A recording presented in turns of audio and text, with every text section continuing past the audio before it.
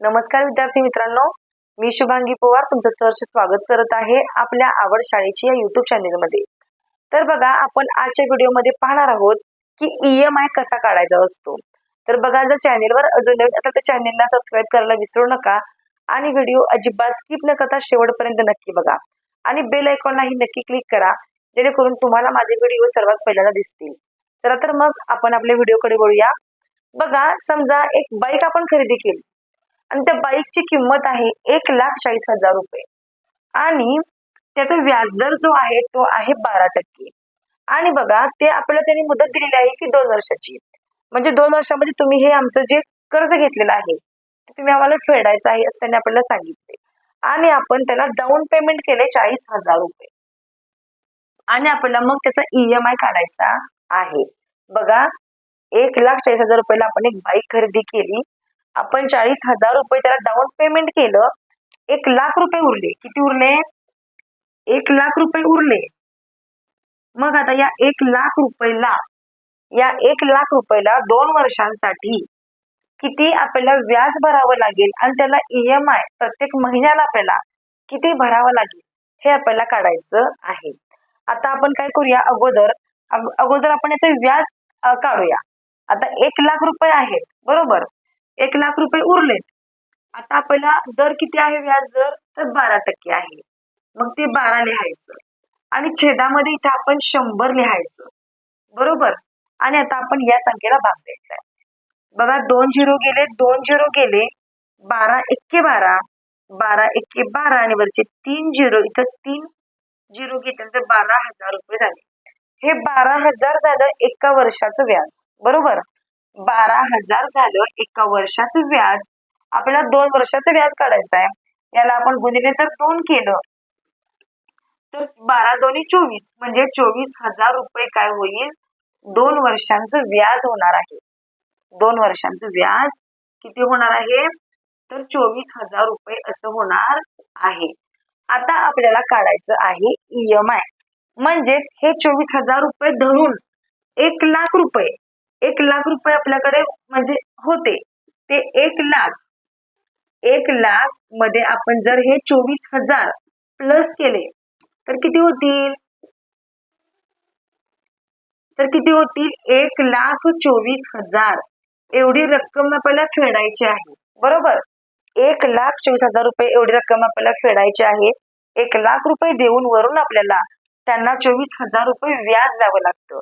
म्हणजेच हे जे सगळं आहे ते प्रत्येक महिन्याला आपल्याला किती द्यावं लागतील, आपला हप्ता किती येईल, आपला EMI किती होईल ते आपल्याला काढायचंय। आता आपल्याला काय करायचं आहे, या 1,24,000 ला 2 वर्षांची मुदत आहे, म्हणजे 24 महिने आहेत, बरोबर। याला आपण भागिले 24 करायचं फक्त।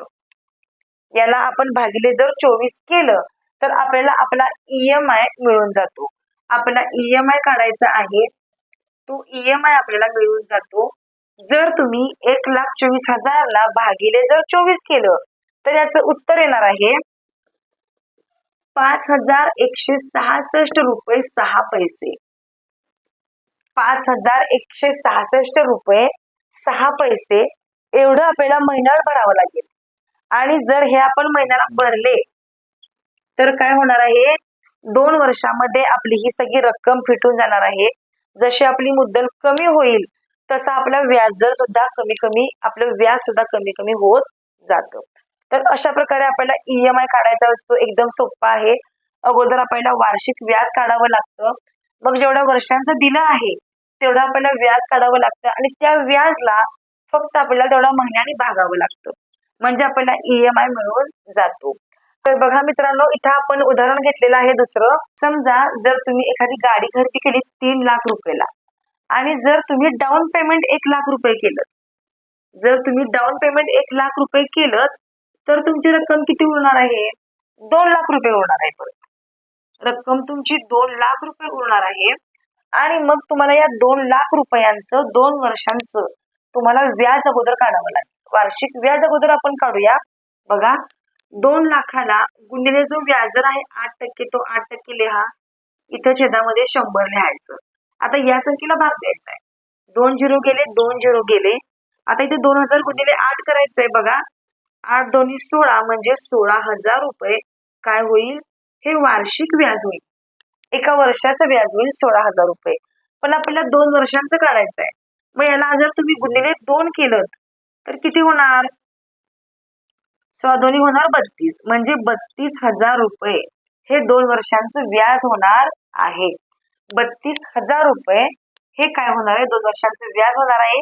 म्हणजे 2 लाखामध्ये, या 2 लाखामध्ये जर तुम्ही 32,000 मिळवले तर 2,32,000 एवढी रक्कम तिथे तुम्हाला फेडावी लागते. बरोबर, तुम्हाला एवढी रक्कम फेडावी लागते. आणि जर तुम्हाला हे महिन्याला भरायचं असेल, जर तुम्हाला महिन्यात तुमचा हप्ता किती येतो ते तुम्हाला काढायचं असेल, तुमचा EMI काढायचा असेल, तर तो कसा काढायचा बघा. इथं आपण EMI काढूया. आता हे 2,32,000 इथं लिहायचे आणि 2 वर्षांमध्ये 24 महिने असतात, ते 24 खाली छेदामध्ये लिहायचं. म्हणजे 2,32,000 भागिले 24 असं जर तुम्ही केलं तर तुमचं उत्तर येणार आहे 9,666 रुपये. एवढी तुम्हाला रक्कम जी आहे ती तुम्हाला महिन्याला भरावी लागते. 9,666 तुम्हाला एवढी रक्कम महिन्याला तुम्हाला भरावी लागते. त्यालाच म्हणायचं असतं EMI. तोच असतो EMI आपला. तर बघा, जसजशी आपली मुद्दल कमी होत जाईल तस तसं व्याज पण कमी होत जातो. त्यामुळे बघा, जे आपल्याला बँकेचा जो आहे म्हणजे व्याजदर वगैरे, तर तो आपल्याला काय होतो की तो आपल्याला परवडतो, म्हणजे तो वार्षिक असतो. त्यामुळे त्याचं आपल्याला जास्त काही वाटत नाही. तर बघा, अशा प्रकारे आपण या व्हिडिओमध्ये बघितलेला आहे की EMI कसा काढायचा असतो. जर तुम्हाला नसेल समजलं तर तुम्ही हा व्हिडिओ पुन्हा पुन्हा बघू शकता. चला तर मग, जर तुम्हाला व्हिडिओ आवडला असेल तर नक्कीच लाईक करा व्हिडिओला. कमेंट करून सांगा तुम्हाला हा व्हिडिओ कसा वाटला. चला तर मग आपण असंच भेटू आणखीन एका नवीन व्हिडिओ सोबत. तोपर्यंत धन्यवाद.